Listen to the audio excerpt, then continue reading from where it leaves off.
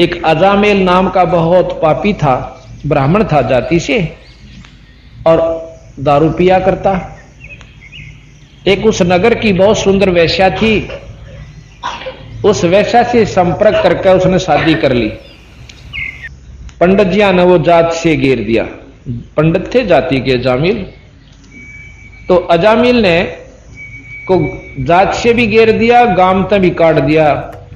गांव के गोरे बहुत बड़ी बनी हुआ करती, वहां जाकर अपने मकान बना लिया, झोपड़ी सी गाली पहले अंदर, फिर कच्चा पक्का मकान बनाकर वहां रहने लगे। अच्छी हाथ काट कर दारू पीवे और शिकार मार के लावे, और वहां पति पत्नी रहने लगे। एक दिन कहते नारद जी आए,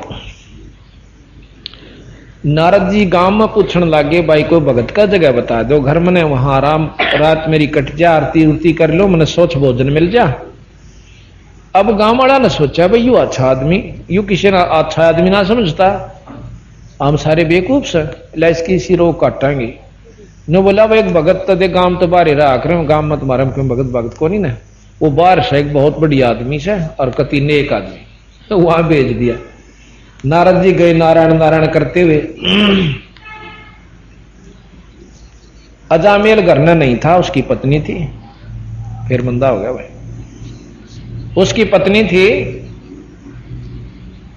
जाके नारद जी कहने लगे भाई नारायण माई, अक नारायण माँ, ओहो महाराज जी, अब बेचारा ने पहली बार दर्शन हुए थे किसी आदमी के, उधर को जावे नहीं था, पाया में लोट गिर, पांव पकड़े, महाराज आ जाओ।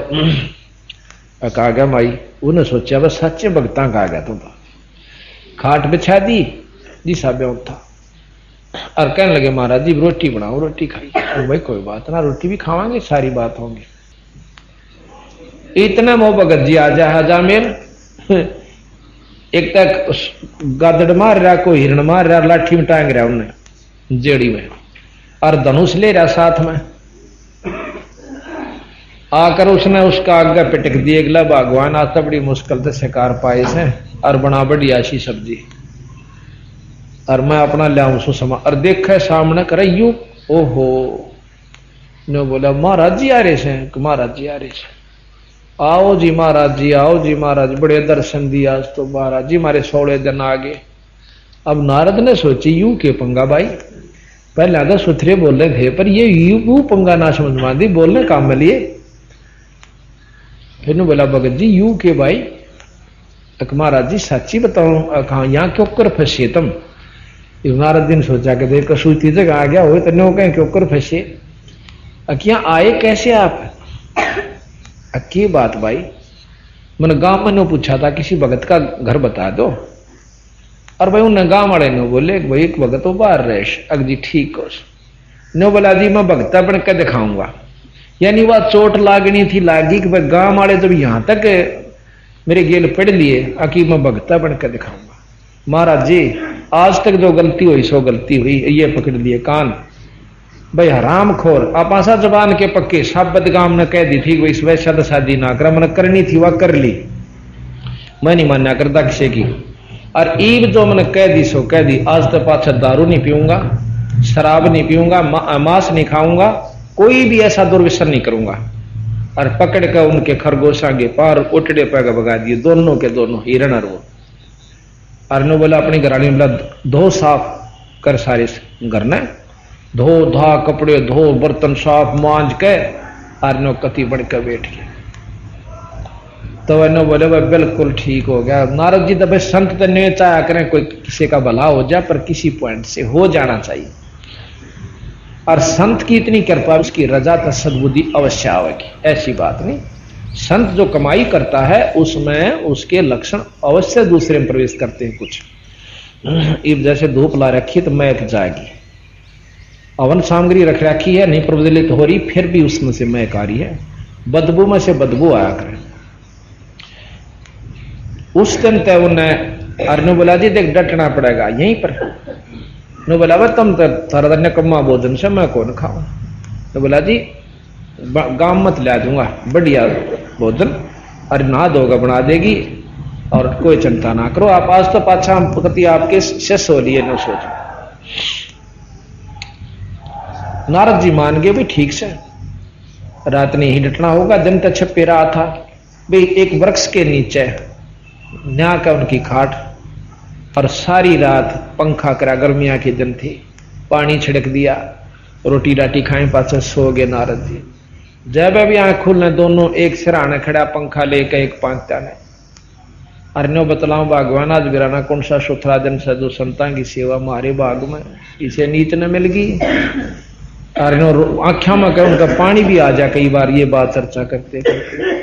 तो सुबह नारद जी बोला भाई भगत जी मैं थारी सेवा से अति पर और अनमोल काम आपने ये कर दिया कि दुर्व्यसन त्याग दिए, मेरे आय की इज्जत रख दी और गांव वाले के मुंह पर थप्पड़ मार दिया तुमने इस बात का कि अभी सच्चा है भगत से। ने बोला जी जो कह दी सो कह दी। फिर ने बोला भाई राम नाम बजा कर देख जी, भजन तो मेरा पौधा नहीं, बाकी नो हम ये काम बुरे नहीं करूंगा। नीचे देखा और बेटे बोले कि मैं बुरे काम नहीं करूंगा आज तक पाछा। बोला भाई चोखा इतना ना करिए, इतना तो करिए। फिर ने बोलिया कि एक काम करिए, तेरे एक लड़का होगा उसका नाम तू नारायण धर दिए।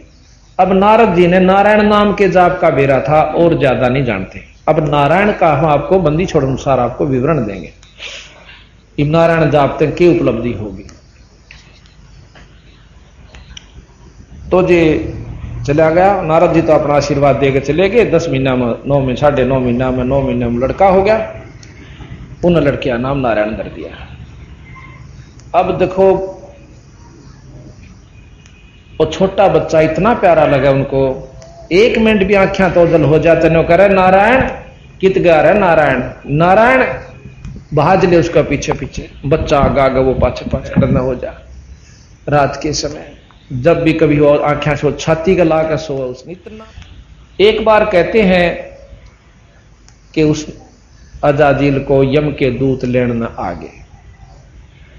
यहां शास्त्र प्रमाण ये देते हैं कि उसने नारायण नाम जाप कर दिया तो इतना में विष्णु जी की भी आगे। उन दोनों का बड़ा जूत बाज गया, यानी यमदूता का भी और नारायण वाला का भी, यानी विष्णु भगवान वाला का भी। आखिर में दोनों जने धर्मराज के पास चले जाते हैं उसको लेकर के। नारायण वाले भी चले गए। धर्मराज ने देखा कि इसकी तो भाई अभी उम्र 10-15 वर्ष की, इसने बिरा उल्टा पटक दो, ये तो बहुत खतरनाक आदमी से, फिर इसने सीधा नरक में ठोकांगे। इसने कोई सुथरा काम ना करे आज तक। उसकी उड़द जाडा चढ़ रहा भाई का अकिया कौन बनी, जिसका ऊपर आश्रित हो बैठा था और बच्चा भी वहीं रह गया, पत्नी भी रह गई और कर्म कुछ भी नहीं बनाते रहते। ये कोई उसका सुथरा संस्कार था जो उसको इतना अवसर और मिल गया। वापस पटक दिया। उसने उठाकर चल पड़े थे फूकन के ताही, रास्ते में मिला। रास्ते में वापस उसकी सुरत आई, कहने लगी कहां ले जा रहे हो? अका आप शरीर त्याग गए थे, फूकने के लिए आपको घाट में ले जा सकते। पहले तो शायद वो सोपन समझता, लेकिन जब ने बेचारा देखा कि सजा अर्थी ले जहां से तेरे को, तो तने बोला भाई बिल्कुल ठीक हो। कति किससे तो नहीं बोला और उठ कर चल पड़ा। अपनी घरवाली ने बोला उस वैसा गणिका को कि भगवान भजन कर ले, कुछ नहीं दे रहा है सौदे में, अरे कोई बेटा बेटी ना से अपना भजन कर ले, पीछा छुटवा ले। उड़ती से बूंदे थोपड़े वाले से इसी बूंदी बूंदी आग करती, अरे कति लठले खड़े हैं तीर पहनाए, ताकि एक बार धर्मराज ने कह देख ले जाओ रामजादे को इसको। गीता जी अध्याय 18 श्लोक 62 प्रमाणित करता है कि पूर्ण परमात्मा गीता ज्ञानदाता से भिन्न है। तम एव शरणम गच्छ सर्वभावेन भारत तत्प्रसादात् पराम शांतिम स्थानम प्राप्स्यसि शाश्वतम। हे भारत, तू संपूर्ण भाव से उस परमेश्वर की ही शरण में जा। उस परमात्मा की कृपा से ही तू परम शांति को तथा सदा रहने वाला अविनाशी स्थान को अर्थात सतलोक को प्राप्त होगा। यही प्रमाण गीता जी अध्याय 18 श्लोक 66 में भी दिया गया है। उस अविनाशी पूर्ण परमेश्वर की अधिक जानकारी के लिए अवश्य पढ़िए हिंदू साहिबान। नहीं समझे गीता वेद पुराण